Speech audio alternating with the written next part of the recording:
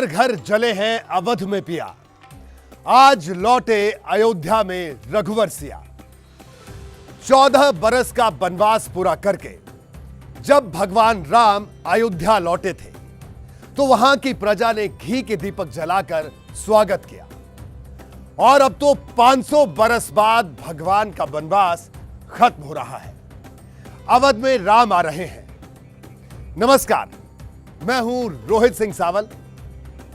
ऐसा पहली बार हुआ है जब किसी मंदिर का इंतजार पूरा देश बरसों से कर रहा था और इस ऐतिहासिक अवसर पर हम खड़े हैं उसी राम मंदिर के परिसर में जो 23 जनवरी से आप सभी के लिए खुल रहा है। लेकिन उससे पहले हमारे साथ कीजिए राम मंदिर के दिव्य दर्शन।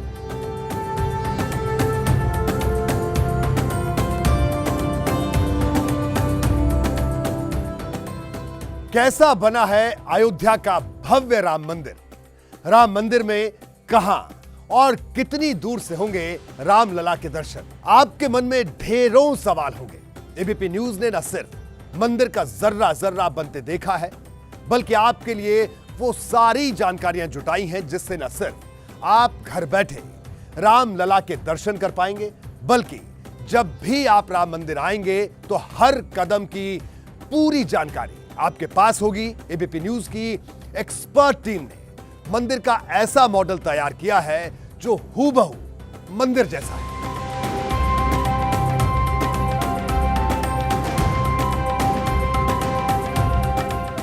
यह मंदिर का सिंह द्वार है, जहां से आप रामलला विराजमान के दर्शन के लिए मंदिर में प्रवेश करेंगे। यह अद्भुत संयोग है कि मंदिर का यह सिंह द्वार और गर्भगृह वही बना है जहां कभी राजा विक्रमादित्य के बनाए मंदिर का था। खुदाई के दौरान जो साक्ष्य मिले थे उसके आधार पर यह कहा जा रहा है कि सामने के परकोटे से यानी पूर्वी द्वार से एंट्री के बाद आपको ये 32 सीढ़ियां मिलेंगी जो मंदिर के बरामदे या चबूतरे तक ले जाएंगी। इन सीढ़ियों के दोनों तरफ मूर्तियां लगी हुई हैं। सबसे पहले आपको दोनों तरफ गजराज दिखेंगे, फिर दोनों तरफ सिंह की मूर्ति लगी हुई है और उसके बाद सीढ़ियों के आखिरी हिस्से में बाईं तरफ गरुड़ भगवान और सामने भगवान हनुमान जी की मूर्ति लगी हुई है। कहा जाता है कि गरुड़ और हनुमान जी के आदेश पर ही आप भगवान राम के दर्शन कर पाएंगे।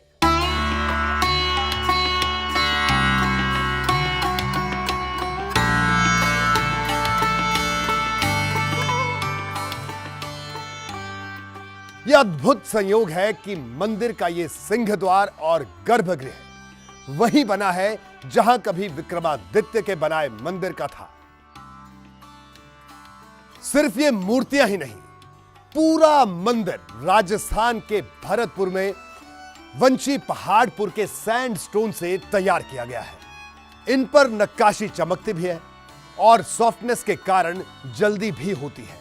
इसी खासियत की वजह से पूरे देश में इस पत्थर को चुना गया।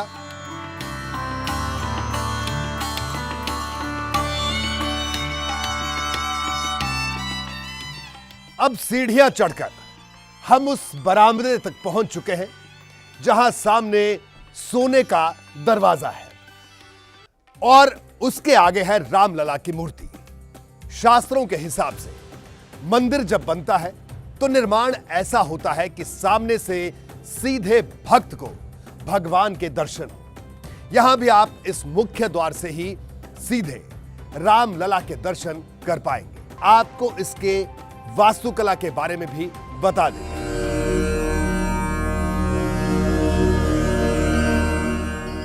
भारत में मंदिर डिजाइन करने की 16 शैलियां हैं। उत्तर भारत में नागर शैली, दक्षिण भारत में द्रविड़ और मध्य पूर्व भारत में पैगोडा शैली। उत्तर भारत के प्राचीन मंदिरों की तरह राम मंदिर को भी नागर शैली में बनाया गया है। इस शैली में संपूर्ण मंदिर एक विशाल चबूतरे यानी वेदी पर बनाया जाता है, जैसा आपको सामने दिख भी रहा है। और उस तक पहुंचने के लिए सीढ़ियां होती हैं। सोमनाथ मंदिर से लेकर पुरी के जगन्नाथ मंदिर और कोणार्क के सूर्य मंदिर इसी शैली में बने।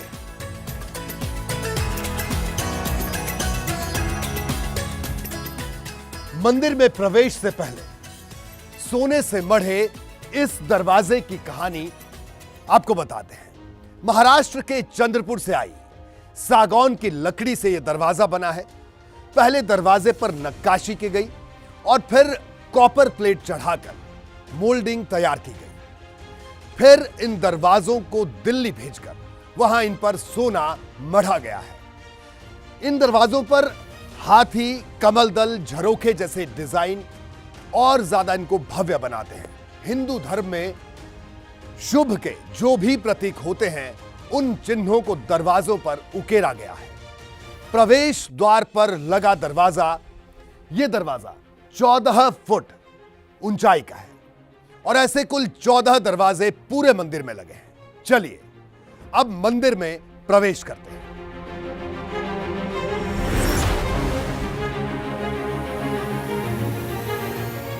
मंदिर में प्रवेश करने के बाद आप सबसे पहले नृत्य मंडप में पहुंचेंगे। नागर शैली में बने मंदिरों में मंडप बनाने की प्रथा होती है। एक से ज्यादा मंडप गर्भगृह और प्रवेश द्वार के बीच स्थित होते हैं। मंडपों में दीवारों पर देवी देवताओं की मूर्तियां बनी होती हैं। नृत्य मंडप में शिव तांडव से जुड़ी मूर्तियों को भी उकेरा गया। आप देख सकते हैं यह भव्य नृत्य मंडप है।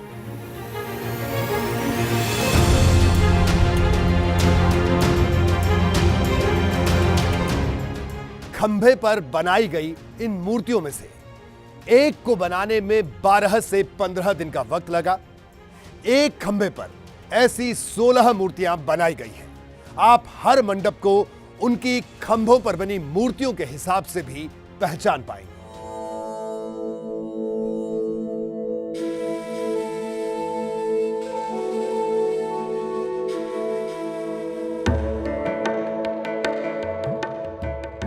इन खंभों में कोई भी जॉइंट नहीं है। इन खंभों पर आइक्रोनोग्राफी यानी पत्थरों पर मूर्तियां उकेरने का काम और कार्विंग यहीं पर किया गया है। मंदिर में कुल 390 पिलर हैं, जिनमें 170 पिलर ग्राउंड फ्लोर पर है। प्राण प्रतिष्ठा के समय तक 70 खंभों पर नक्काशी का काम पूरा हो चुका है। जहां से श्रद्धालु गुजरेंगे उन सभी खंभों पर नक्काशी पूरी की जा चुकी है।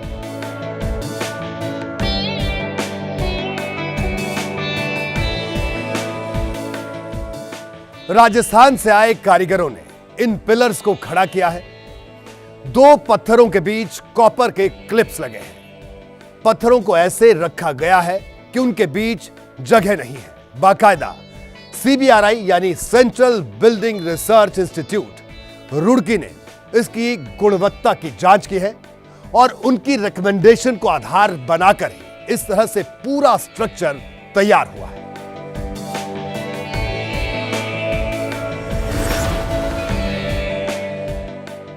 नृत्य मंडप से आगे बढ़ते हैं तो रंग मंडप आता है। यह भगवान गणेश की मूर्तियां यहां पर दीवारों पर उकेरी गई हैं। एक खंबे को बनाने के लिए एक ही टीम लगती है, जिनका काम मूर्तियों का आउटलेयर बनाना, श्रृंगार करना और फिर फिनिशिंग टच देना होता है।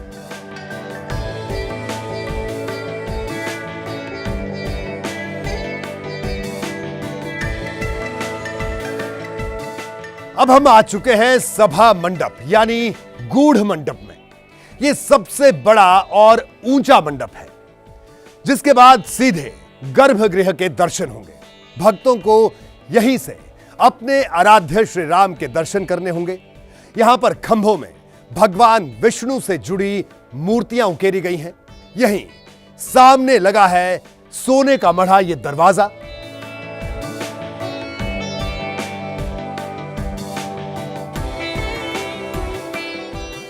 मंडप होते हुए हम आ गए हैं मंदिर के गर्भगृह में। यहीं पर रामलला विराजमान होंगे। अभी हमने AI तकनीक के जरिए प्रभु श्री राम की प्रतीकात्मक मूर्ति लगाई है, जिसे आप देख सकते हैं। इस वर्चुअल गर्भगृह में जो मूल मंदिर के गर्भगृह की हूबहू है, इसी तरह से रामलला को सोने के सिंहासन पर विराजमान किया जाएगा। मूर्ति ऐसी ही 51 इंच की होगी। बाल सुलभ इस मूर्ति में भगवान की आंख और चरण, समचरण जिसको कहते हैं, उसके दर्शन होंगे। उनके साथ ही रामलला टेंट से अस्थाई मंदिर में जिनको शिफ्ट किया गया है, वो रामलला भी रहेंगे। जब भक्त यहां तक पहुंचेंगे तो गर्भगृह में रखी मूर्ति से उनकी दूरी 25 से 30 फीट की होगी, तो भक्त भगवान की आंखों को देख सके और उन्हें सर से पैर तक निहार सके। इसीलिए यह तय हुआ कि खड़ी मूर्ति बनाई जाएगी और इसी खड़ी मूर्ति की प्राण प्रतिष्ठा 22 जनवरी को होने वाली है। अब आप सोच रहे होंगे, जब नई मूर्ति की प्राण प्रतिष्ठा की जा रही है तो फिर दो मूर्तियों की मंदिर में एक साथ पूजा क्यों होगी? तो आपको बता दें कि मंदिर ट्रस्ट का यह मानना है कि अस्थाई मंदिर में जो विराजमान रामलला की मूर्ति के साथ दुनिया के करोड़ों भक्तों की भावनाएं जुड़ी हैं और देश दुनिया के कोने कोने से भक्त अपने आराध्य रामलला की मूर्ति के दर्शन करने आते हैं। ऐसी मान्यता है कि रामलला की यह मूर्ति प्रकट हुई थी, इसलिए इनकी पूजा भी साथ साथ चलती रहेगी।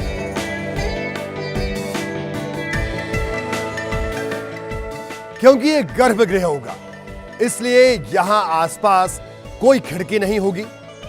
इसलिए जो मंदिर आपको बाहर से खुला खुला दिख रहा था, वो अंदर में बिल्कुल चारों तरफ से बंद होगा। 8 दिशाएं, अष्टभुजाएं और विष्णु के 8 स्वरूपों को ध्यान में रखकर गर्भगृह अष्टकोण में बनाया है। इसी के एक तरफ प्रार्थना मंडप और दूसरी तरफ कीर्तन मंडप होगा। जब मंदिर पूरी तरह से तैयार हो जाएगा तो यहां कीर्तन मंडप में कीर्तन और रामधुन लगातार होती रहेगी। अब इस गर्भगृह से जुड़ी एक और खास बात आपको बताते हैं। राम नवमी के दिन सूर्य करेंगे रामलला का अभिषेक। ऐसा खास इंतजाम किया गया है कि राम नवमी के पावन मौके पर दोपहर 12 बजे सूर्य की किरणें शिखर से आकर रामलला के ललाट पर पड़ेंगी, ताकि राम जन्म का लम्हा भक्तों के मन मस्तिष्क में यादगार रहे। अब आप सोच रहे होंगे कि ऐसा कैसे मुमकिन होगा? दरअसल यह मुमकिन हो पा रहा है तकनीक की वजह से। जब इस जगह पर राम नवमी के दिन सूर्य के चाल की गणना की गई तो पता लगा कि सूर्य की किरणें उत्तरी दिशा से पड़ेंगी, तो फिर उसे ललाट तक कैसे लाया जाए? अब बेंगलुरु में ऐसा कंप्यूटराइज्ड सिस्टम डेवलप हो रहा है कि सुराग के जरिए सूर्य की किरण गर्भगृह में आएंगी और राम नवमी को दोपहर 12 बजे रामलला के ललाट पर गिरेंगी। अगले 20 सालों तक सूरज की मूवमेंट क्या होगी, उसके हिसाब से प्रोग्राम बनाया गया है।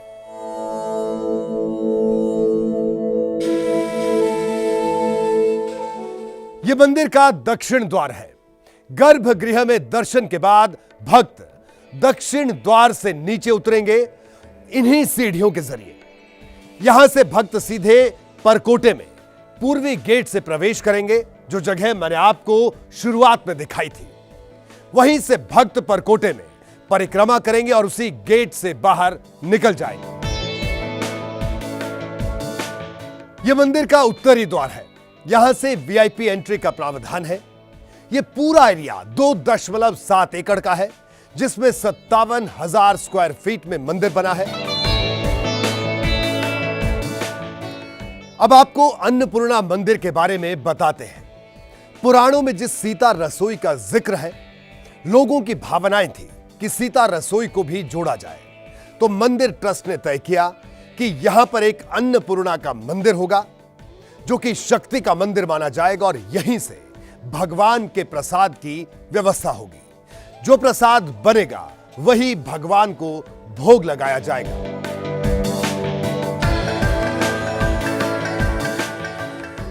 यह मंदिर का परकोटा है, यानी बाहरी दीवार। यह परकोटा बाहर से तो बंद है, लेकिन अंदर की तरफ खुला है, जिससे भक्त परिक्रमा करते हुए लगातार मंदिर के प्रति अपनी आस्था निष्ठा रख सकेंगे। इसके बाहर में दीवार होगी, जबकि भीतर 100 से ज्यादा म्यूरल्स बनाए जाएंगे। उसके बाद मंदिर के भीतर घुसने का केवल यही दरवाजा होगा, पूर्वी द्वार। कहीं और से कोई मंदिर में प्रवेश नहीं कर पाएगा।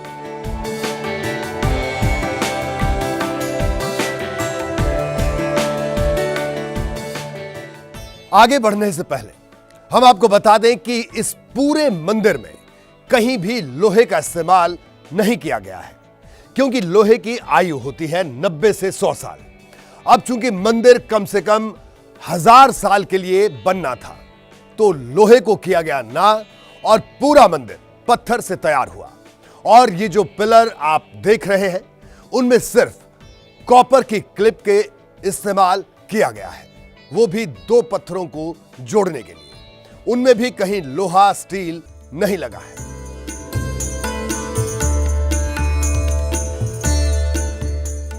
अब इस ऐतिहासिक मंदिर की नींव के बारे में भी आपको बता दें।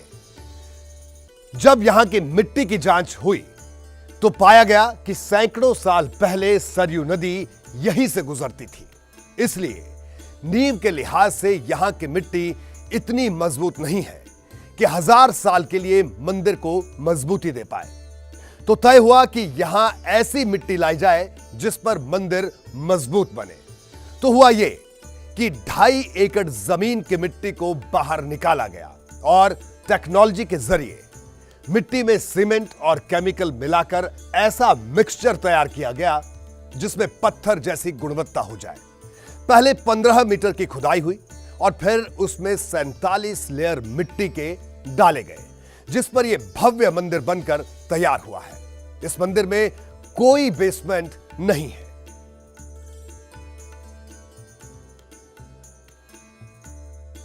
गेट से एंट्री करते ही सबसे पहले बैगेज हैंडलिंग यूनिट मिलेगी। यहां श्रद्धालुओं के सामान रखने की सुविधा होगी। इसी से थोड़ा आगे यात्री सुविधा केंद्र है, जिस पर 16 काउंटर रहेंगे, जहां भक्तों को सामान रखने के लिए फ्री लॉकर मिलेंगे। इसके बाद बाहर निकलकर दूसरे गेट पर श्रद्धालुओं की सिक्योरिटी चेकिंग होगी। सुरक्षा जांच के बाद कॉरिडोर से होते हुए पूरब दिशा से मंदिर की ओर जा सकेंगे।